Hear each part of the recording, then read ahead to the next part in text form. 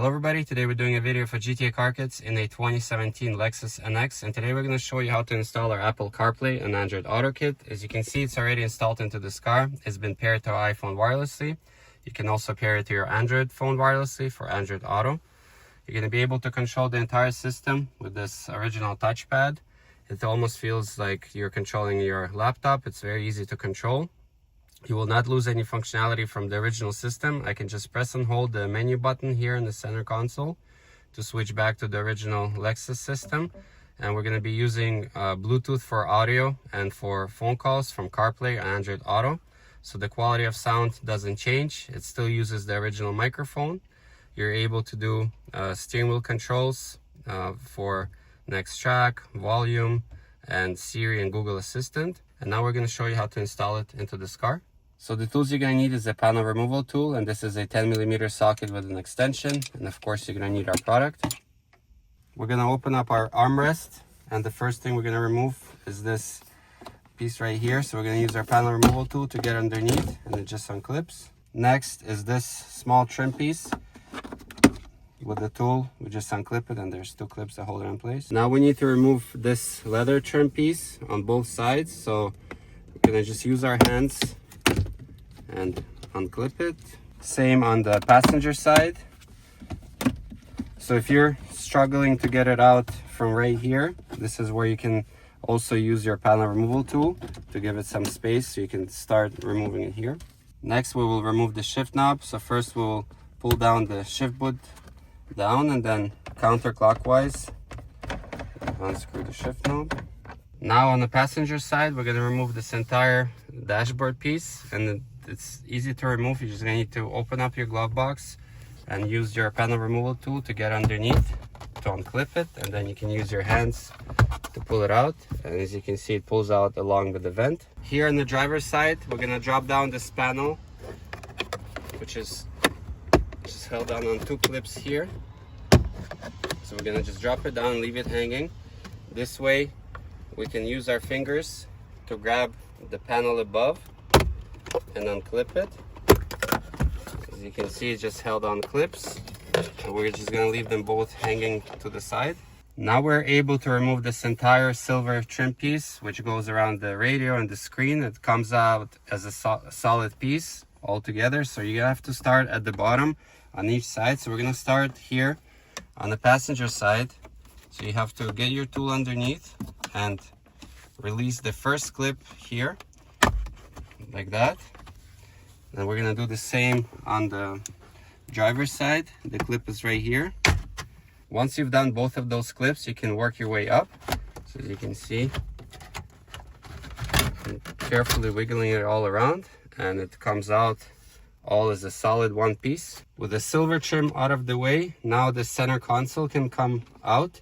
So it's just held on clips. So you're just going to start lifting it up, work your way towards the front, and there are a few more clips here. Once you've got it out, you're just able to tilt it to the side, and it gives you access to the head unit. So this is the center console that we removed, and over here this is our touchpad to control the entertainment screen. So here, just something to note, this connection right below it is where we're going to be connecting one of our harnesses. So keep it in mind. And there's cable, has a lot of slack, so you can just leave it all plugged in here. We're only going to be unplugging this connection.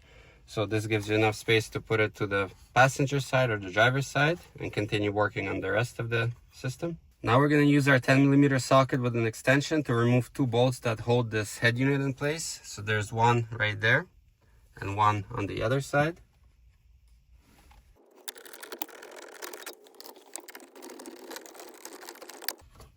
There are two more bolts that we need to remove, and they're on the side of the screen, the passenger and driver side. They're the same 10mm bolts.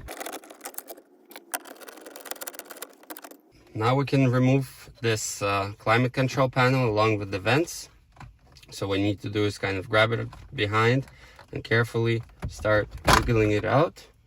Sometimes it can come out by itself, as you can see now, or sometimes it can come out together with the vents. And at the back here, there's one connection. You need to press the clip on the side and disconnect it.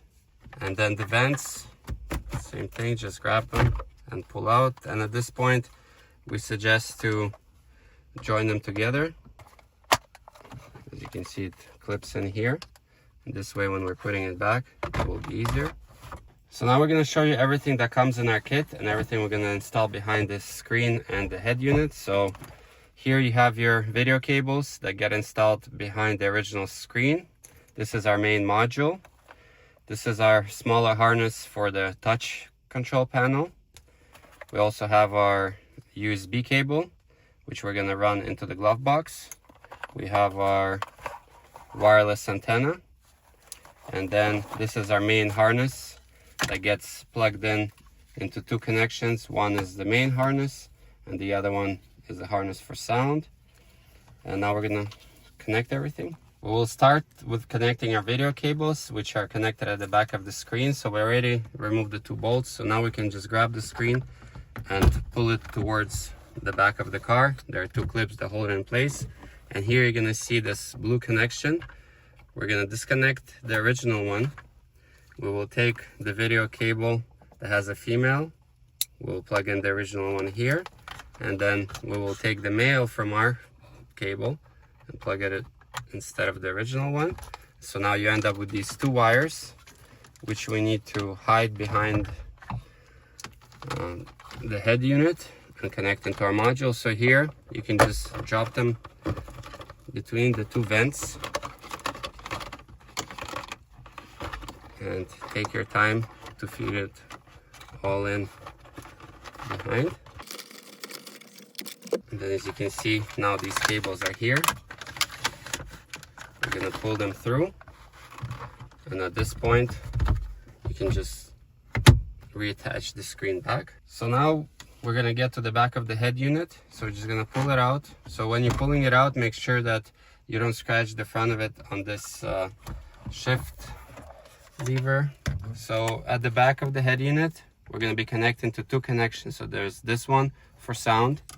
So we're going to disconnect it. So press the clip and disconnect. And this is our main harness. So the main harness, in order to disconnect it, we're going to use our panel removal tool again. Over here on the side, press the clip and it disconnects. Now we're going to grab our main harness that came with the kit. So it has a male and a female for the main harness. So with the lock unlocked, you insert the original one into ours, and then ours will go at the back of the head unit here and lock it in place. For sound, this is same thing. We have a male and a female. Connect the original one in here, and this one goes instead of the original one. And then over here at the harness, another thing that you need to keep in mind is this connection for the touchpad controller. So right now it's unplugged. So we're going to take our harness for that controller. This end we will plug it into our harness. And we end up with, this is going to go to the touchpad controller, and this end will go into our module. So these two we're going to drop behind the stereo because we're going to hide the module underneath the center console there. So that's where we're going to feed these wires. So we're just going to pull them through underneath. At this point, we're going to also grab the two video cables, which we showed you earlier. And we're going to run them behind and underneath also, because there's a lot of space here, and this is where our module is going to rest. And at this point, you can take the head unit and plug it back in. So you're just going to clip it in. Here, don't lose this connection to the climate control. We're just going to clip the stereo back in. Now we need to hide our USB cable, so it's used for updates to the module. We're gonna install it into the glove box, into this car. It's quite easy. So you're gonna open up the glove box, and there's a lot of opening at the back, so this way you can feed the USB cable through. Leave some length for the glove box. Then same thing, you're gonna drop it down behind the stereo and catch the wire underneath here, because it's gonna get plugged in to our module. So this is that small harness which we showed you that has to go here at the back of the touch panel. So we're gonna unplug the original one, plug it into our harness, and then ours will go instead of the original one. And at this point you should end up with the USB cable, the main module cable, and 2 video cables. And we're gonna start plugging everything into our module. We're gonna start with the USB here, and then our main harness, and the 2 video cables. So you just have to connect them according to the colors, the burgundy and the blue. And the last thing is the wireless antenna, which we also suggest to hide behind here. So we'll plug it in here, and this end, leave it somewhere. You can stick it to the side here so it doesn't move around, but make sure not to stick it to the module. Another thing about the module, you gotta make sure for this Lexus NX that the switch number 1 is on and the rest is off, so it works correctly in this car. And at this point you can hide the module, find a good spot for it. You can rearrange the wires all nicely and neatly, use the cable ties that came with the kit, so it's all nice and the module doesn't move around. There's a good spot here. So at this point we can put the center console back. So the tricky part here is to be careful with the shift boot, and you're gonna get it down here, and then with your fingers make sure to guide the metal one and work it around the shift boot so it doesn't rip through the leather. And once it's through, then you can clip this center console back. So first clip it in at the front and then work your way down. To test everything, we're also gonna clip back in the climate control. Remember, it had that single black connection here. Once you plug it in, just line up everything with the clips and then push it towards the front of the car. So now we're gonna test everything. So we turn on the ignition. As you can see, the original Lexus system has booted up and we have it paired still to our iPhone, and if you're using Android, it's going to be paired still for Bluetooth. That's how you're going to get sound out of CarPlay and Android Auto, through the original Bluetooth of the car. So if the car is set to AM or FM, it's not going to work. It's only going to work in Bluetooth. So now it's still paired, Bluetooth works. We're going to press and hold the menu button. As you can see, you get this extra mode which you didn't have before.